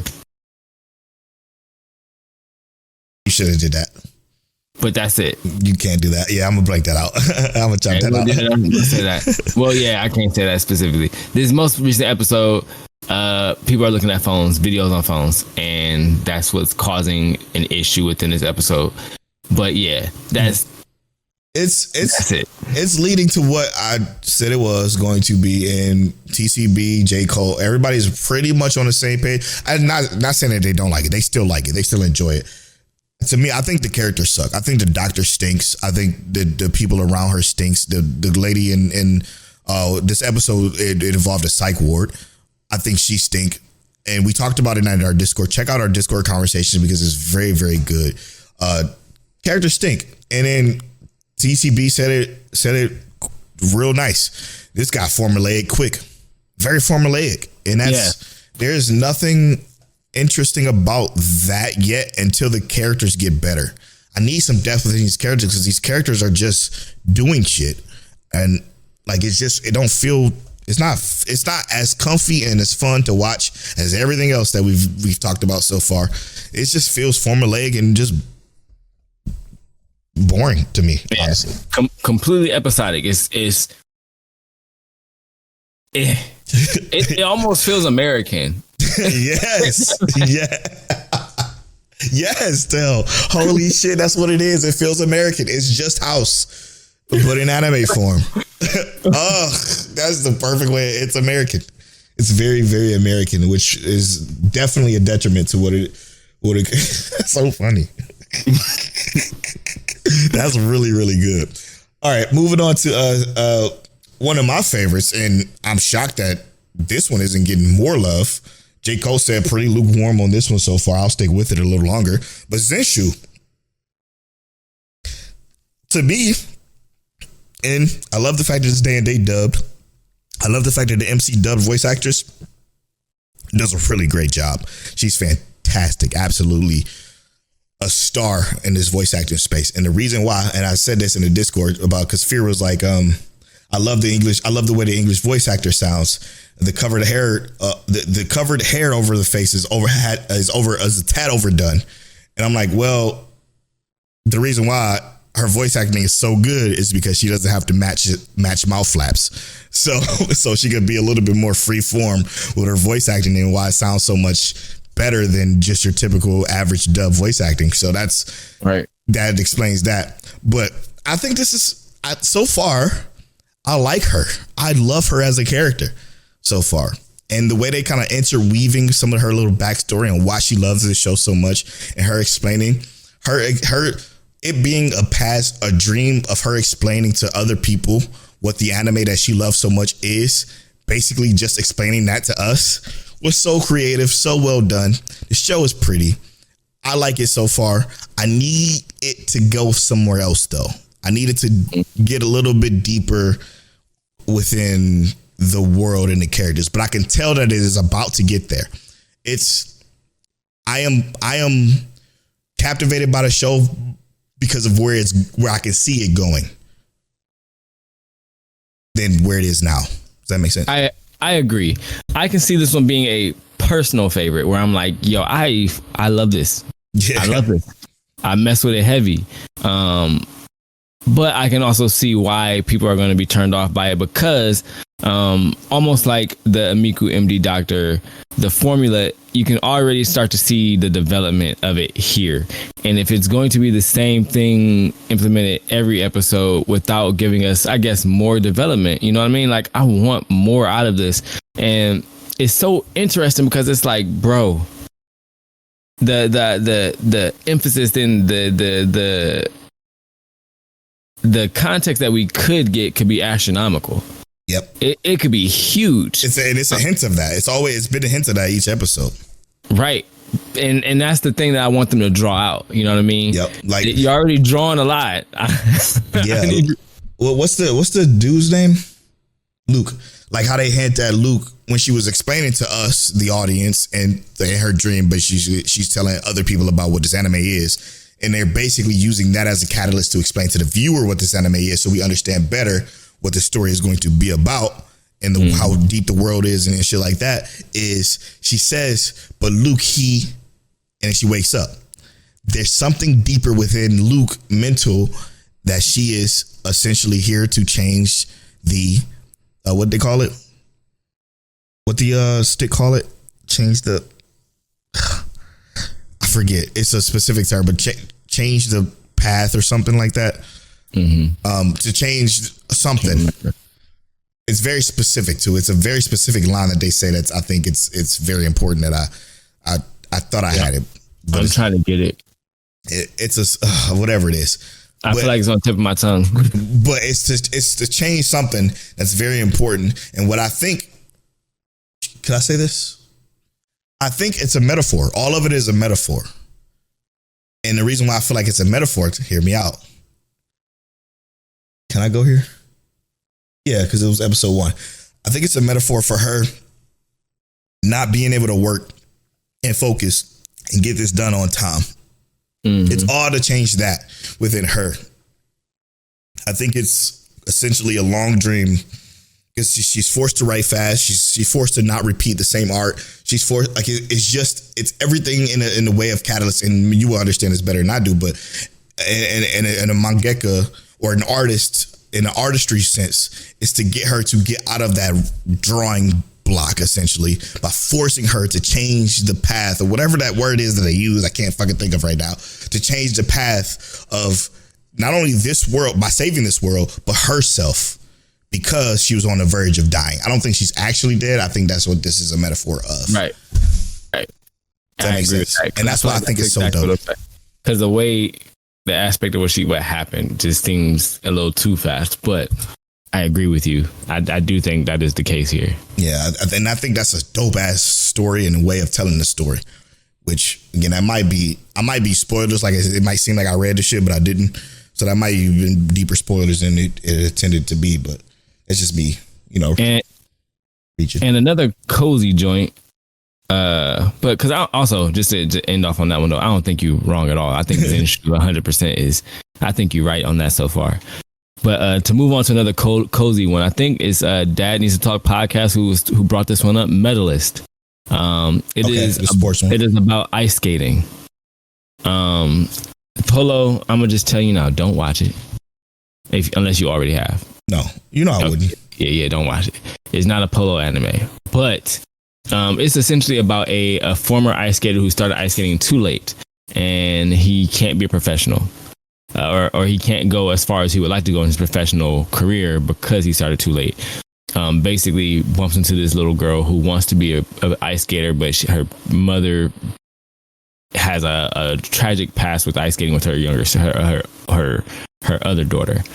Basically, he wants to become a teacher, and he takes on this young girl who is basically at the last possible year to be in her prime to start learning ice skating, and that's where the story starts to go after that. But I will tell you, it is cozy. I think both of these MCs are actually really good characters, though. The little girl, she's not like the little girl who's irritating or annoying in any way, shape, or form. She is certainly like almost seems like she was underprivileged. So she has this like kind of like humbleness and responsibility, like appreciation, responsibleness. Right? Yeah. She seems like one of those characters who immediately is because of like, what's a young character that's like that? I can't think of one off the top of my head, but a young character who was underprivileged, therefore they have a appreciation for privilege or some kind of comeuppance. Tsukasa Akuraji is the guy character who I will say he kind of was a little irritating, but once he kind of puts his foot down and sets his mind on the goal, 100% I like the character. There's 2 episodes out now. I think Dad Needs to Talk is watching this as well. So J. Cole is too. Oh, J. Cole. So we will have a couple people talking about it. But it is in general. I'm going to say it's another one of those cozy ones, and I'm going to watch it every week. Let me do a quick little. No, this doesn't have to be quick, but Medaka Kuroiwa is impervious to my charms. Yeah. How you feel about that? I was wondering how you felt about that one. I was going to wait on it because I have my own thoughts. It's not bad. She's not as bad as all for what Matt thought she was going to be to me, because I thought when he mentioned that, he's like, oh, Polo isn't going to like this girl. I thought she was going to hate her. I ain't going to lie. I thought she's not that bad. She's not that bad. As bad as she could be. I don't like it, though. And the reason why I don't like it is because I don't like the reasoning behind his ambiguity with her. I think it would have been better if it was just him like, I don't like her type shit. Instead of this, I'm a part of a monk's shrine thing. This show is about a girl who basically has the best luck. She wrote a nat 20 on looks, and everybody sees it. Everybody knows it. Her charisma is fucking a 20. Yeah, she has it all. And it's this one kid who mean mugs her. She can't understand why. Lo and behold, spoilers for this. He's not mean mugging her though. No, he is. He definitely is. But it's just him. It's just the face he makes to control his temptation, because, spoilers, he's a part of a shrine of monks that is not allowed to have negative or wrong thoughts, I guess, about women. Mm-hmm. And, rom-com-ness ensues. This is not a good rom-com and at all. None of the characters are terrible. It's just I don't think it's particularly interesting at all.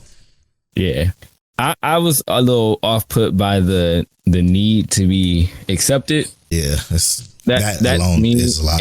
Is a lot for me. Yeah, I was, and I'm a person who I ain't about to go fight for that. No, so never been. It wasn't. I would say it wasn't an absolutely horrible episode. Yeah, but exactly. I feel like if every episode after this is not like that, because I feel like they set the tone already, you know what I mean? Mm-hmm. To where you don't have to have that be the scenario anymore. Yeah, they definitely did. This could take off. This could actually go from I agree, I don't want to watch this to like, yes. This needs the 3 episode rule. This is going to be, and that's the thing, is that I can see so much potential in it. Yep. So yeah, 100% is getting a 3 episode rule regardless. But yeah, bro, I can see a lot better coming from it now. I'm a noble on the brink of ruin, so I might as well try mastering magic. What do you think about that one? 2 episodes dropped for this one. I think that's gonna be good. Yeah, I think it's gonna be one of those good ones too. I think that one's gonna be good. And I think it's gonna be one of those good ones in a Polo and Tail last sense, not in the sense for everybody. This is not gonna be for everybody. 100% think it won't be for everybody. I can bet my soul on that. This is we said that about Seven Prince too, and way more people than we thought. No, Seven Prince we championed and wanted everybody to watch. It was gonna be that good. Oh yeah, that one I would never forget about. But this one, nah, this ain't it. For everybody, for us. Yeah, it's a good ass show for us. it is though, because cozy as hell. They was cooking, and I mean by cooking, like even the apprentice, like the master mage who came through, and there was just so much to like unpack and dive into with this, and they gave us, like you said, the 2 episodes to really get some time with it. Mm-hmm. I liked it. I did. It again, not gonna be for everybody.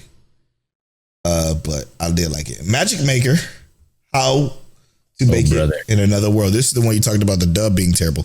The dub isn't as bad as possibly the greatest anime of all time. That dub is poor. That dub is really bad. It's like they took somebody off the street. The greatest alchemist of all time. The greatest alchemist of all time. Yeah, it's like they took somebody from Fiverr or off the street and used. It's just not good. Sorry for the voice actor. You don't belong on the face of the character that you're voicing. It just don't work. You sound like a 37-year-old man voicing this 13-year-old kid, and it don't work. But Magic Maker is my sleeper. Is it? Yeah. I didn't realize this was your sleeper. Yeah, I don't know what the hell I thought your sleeper was. Yeah, bro. Oh no. Oh no. Oh no. This ain't great. Oh no. See, this is okay. I talk about this every season. Well, I used to, when Tell used to pick bad sleepers, but he stopped for a couple of seasons. He started picking great ones. And then now he went back to his bad ones. But this is what I love about Tell's sleeper picks. No matter if they're bad or not. Tell always picks whatever is the most obscure thing he could possibly find.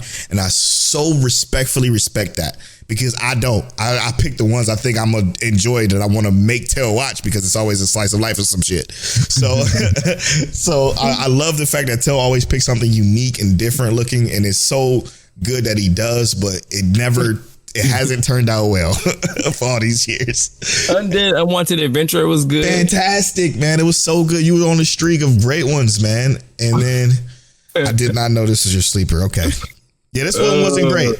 Again, I could watch the dub. The dub isn't as bad as you said it was. Or I hated it, bro. It was rubbing me the wrong way. Let me scratch that, because it is bad, but it is not as bad as The Alchemist. So that's why I can watch it. Let me just clarify, because it is bad. He's right about that. But I heard that dub and I was like, oh, let me turn this off. It felt like they wasn't even using the right microphones. Like, their microphones, they was using like low $5 Temu microphones or something like that. Yeah, it wasn't good. It didn't sound good. It all sounded, like you said, like one level. Like nobody mixed anything with anything. It was rough. It sounded like they turned their gain up and went to the back of the house. Now, however, though, while the story ain't there yet, it has potential. I agree. Because it's a sleeper, we got to watch it all. But it feels like it won't get there till about episode 4. So it's not completely terrible, but it ain't. It's not looking great. Steps. Yeah, it took some steps, but the thing I didn't like, the brother sister thing. Well, it wasn't that egregious though, right? It wasn't that egregious. It wasn't. It wasn't. It's a child that don't understand the concept of love and marriage. Essentially, that's it. And then when it was clarified, she's like, "Oh, okay. Well, we're always going to be together. That's a fine thing to say. You always could be close to your sister, not in a weird way. Maybe it was because of the dub didn't sound that way, but it didn't feel as egregious as I know you're thinking. Worse. Yeah, way worse. Way worse. But I'm just saying, man. To me, and here's me. I was just being a little too. I was probably being a little hyperbolic. Yeah, because I was being mean. Yeah, I'm like, This is my sleeper, and I'm already disappointed. Yeah. No, I can see that. I can see that. It's potential's there. To go to my sleeper, we didn't really get to talk about this. It's not bad. The second episode was better. Oh, my sleeper was sorry. I'm getting married to the girl I hate in my class. I don't know why I just started talking about it and didn't even mention it. My bad. Yeah. I like this one so much more. Yeah, the second episode was even better than the first, and the first one wasn't bad at all. I like this a lot, actually. I'm starting to like it even more because of the growth we're already getting within just 2 episodes, which means that this show isn't scared to progress. And I like that. I like shows that aren't scared to progress. It's only 12, so they understand the assignment, I think. But it's not bad. And we're reviewing it at the end of the season, too. Yeah. So you got to keep that in mind. Also, get ready for the mid-season review. Let us know what you want us to review soon. Well said. Anything else we can touch on? Is that it? A couple miscellaneous ones. From Bureaucrat to Villainous, Dad's been reincarnated. I didn't watch it. I don't think I am.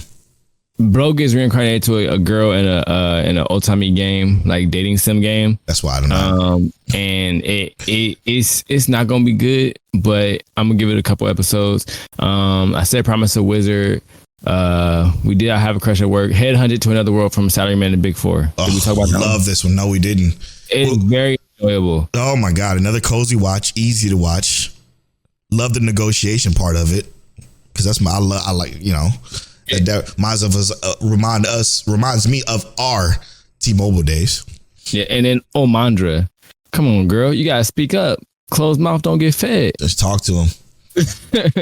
You already talked about Possibly Greatest Alchemist. Another cozy watch, another easy to watch show. Tasakari Hotel. That is one that I am watching. It's basically Death Parade, I think is how I explained it last time. Yep. Reminds me of Death Parade. But as you figure out why you may have died, because not everyone in this hotel has died, but you initially, when you come to the hotel, you don't have a face. As you figure out why you may have died, the first thing you get back is your identity. So if you have your ID on you, you see your ID, you remember your name, you'll get your identity back. But then you start to get your memories back as you remember what may have happened to you. And then if you did die, you depart to the afterlife. If you didn't die, you'll go back to your body, kind of thing. So it's very Death Parade-esque. I'm not going to say it's good yet, but I find it intriguing. Farm Magia. It is by the people who created that anime that I don't like. What is it called? With the fire eater dragon dude, Fairy Tail. Dropping it. So Aquarian, go ahead. Before you continue on the rapid fire ones real quick that you were knocking out that nobody's ever going to watch. I may be a guild receptionist, but I'll solo any boss to clock out on time. We almost forgot about that one. I didn't know if you watched that one. Yeah, of course. I love the art. She has the potential of being the best, just a waifu, not necessarily the best character for all that matters, but the best waifu. I like her design. This show has 2 more chances. It can go one of 2 ways. Be real bad, or be real good. I said when I was watching it, because I watched this actually in Discord with Legal, and I had it on the stream and I streamed it, and I talked about it. I'm like, if she don't get found out by the end of this episode, spoilers, then it's not going to be good. I foreshadow it not being good because of the concept is this is about a guild receptionist that want to work this 9-to-5 job and just clock out on time. She, however, is unfortunately blessed with this dungeon boss that can't nobody seem to beat. So she's stuck with all the paperwork of all the parties, and she has to stay overtime to do it and blah, blah, blah, blah, blah. So because of that, she decides to go to that boss and destroy it herself. She solos it. She kills it. Boom. Spectacular. Nice. Whoa. Whoop-de-doo. The leader of that party that she helped destroy the boss of found out that it's her at the end. However, I say all that to say this logically don't make any sense to me. And that would be the reason why I wouldn't want to continue watching it. And the reason why I say that is because if you could solo a boss, okay, then you don't need to fucking work. What is the point of the show? Then they mention, oh, well, I just want great benefits. But if you could solo any boss, what do you need to work for? Why do you need to be a good receptionist? So the logic of it don't make sense to me. And that throws off my entire enjoyment of wanting to just sit down, turn my brain off and watch it, because my brain is stuck on, because I'm like, this shit don't make any sense. It don't make any sense, says the guy watching anime. But you feel what I'm saying? Like, if you can solo any boss, you can kill a boss, you can get whatever core you need to sell, to make whatever money you need, to take care of whatever needs you need. So why the fuck are you soloing a boss just to go to work at this guild receptionist desk, just to clock out on time? So that would bother me. But then towards the end, when she gets found out, it seems to be a little bit deeper story behind everything that's going on. I'm gonna give it in 3. It needs 3. Yeah. And you made me remember one that I actually thought was halfway decent. Well, I'm gonna say more than halfway decent. The Red Ranger becomes an adventure in another world. I know you're not going. What did you think about the guild receptionist though? Oh, I'm for sure watching it. I'm almost certain I'm gonna give it more than the 3 episode rule. I'm almost certain. And I say that good. I think that it'll be more bearable than other things that I did not enjoy. Okay. You know what I mean? I feel like I can see that. I feel like if I'm cutting things from my list, because eventually, like, I'm not going to be watching 35 episodes every week. You know what I mean? 100%. I'm going to cut down probably to the normal 25. If I'm cutting down to the normal 25, that's probably going to be one that stays on the list, considering that technically right now on my list, I only counted 35 new anime. That's not including the 3 that I'm already continuing, or 4 I'm already continuing. So basically, something's going to have to give at some point. So with that being said, you know, I think that's going to be ones that ends up staying. I'm going to probably cut down, like I said, 25 or so.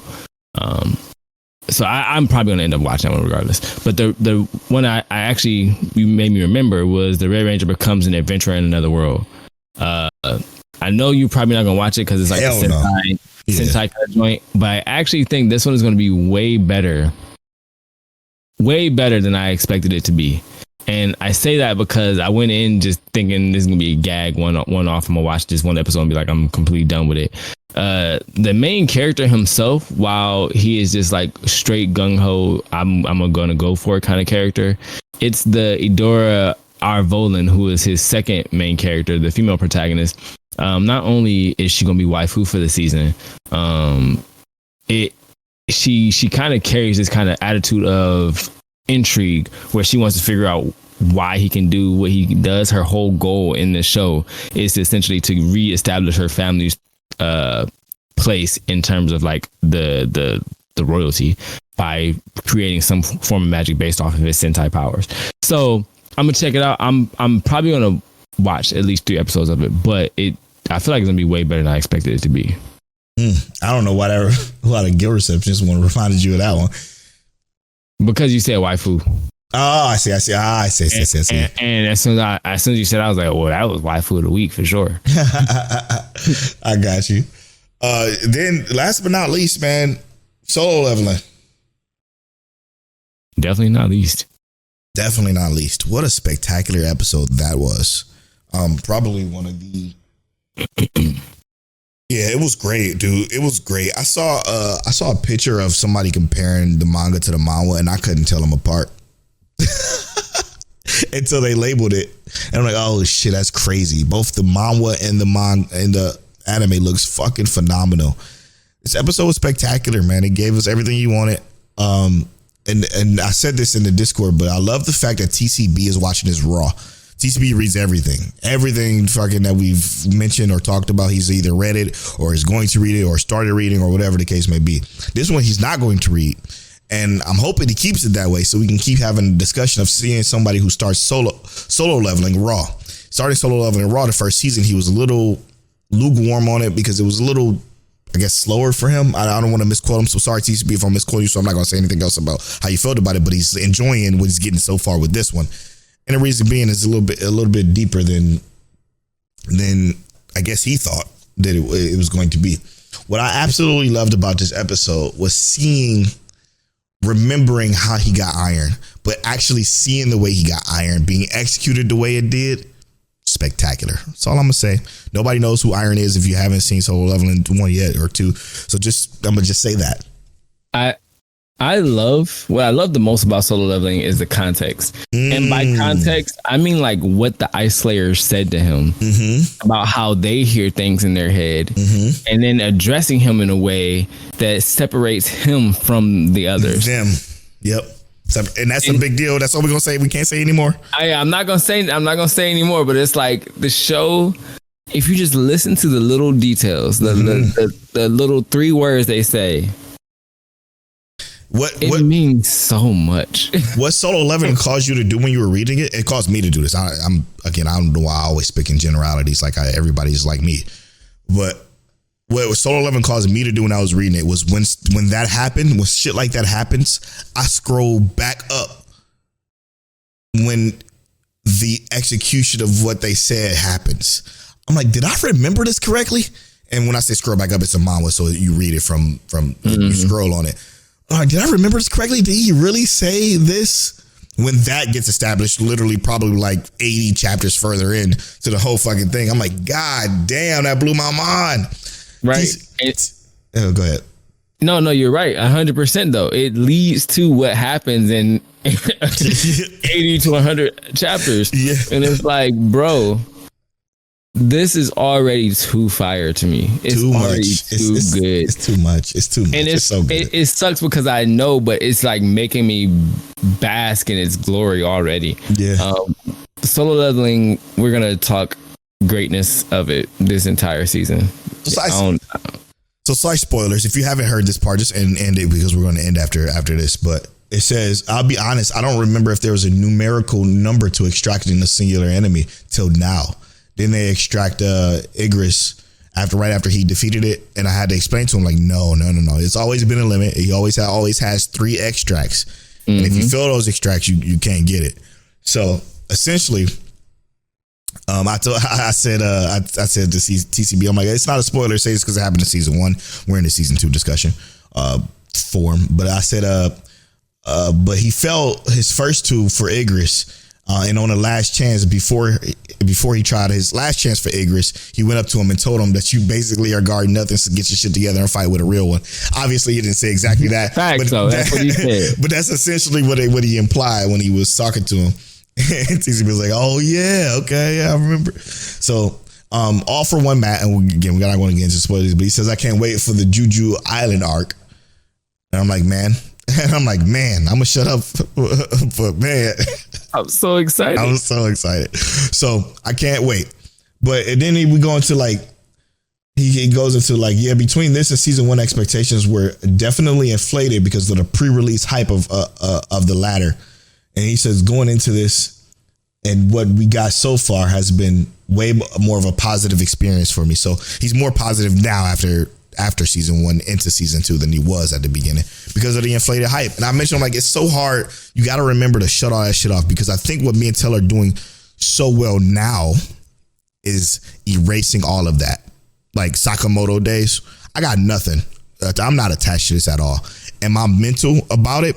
I hear y'all talk about it. I see the conversation in Discord all the time about it, but I'm still able to separate that from what I watch. And what I watch I'm like, we talked about it earlier. It wasn't that great. So, and just to kind of also speak on the context of like what Polo said earlier about Demon Slayer, I legitimately feel like just thinking about season 1, if I was to binge season 1 and then watch this episode, it would feel so rewarding.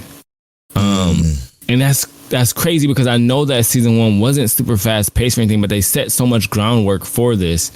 And then we get to see this pop off. And I hope that this season is paced so adequately that there's nothing left to say. There's no complaints. No complaints. I'm hoping because I'm not going to complain. Tell. What's up? I'm at Polo Born Flower on all social media. I'm at King Taliano on all social media. You can follow our social medias at Mic Check Waifu on everything. And as always, Mic check.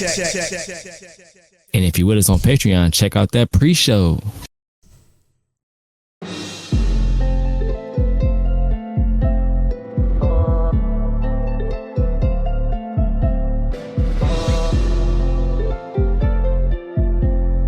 You're now tuned into Mic Check Waifu Waifu.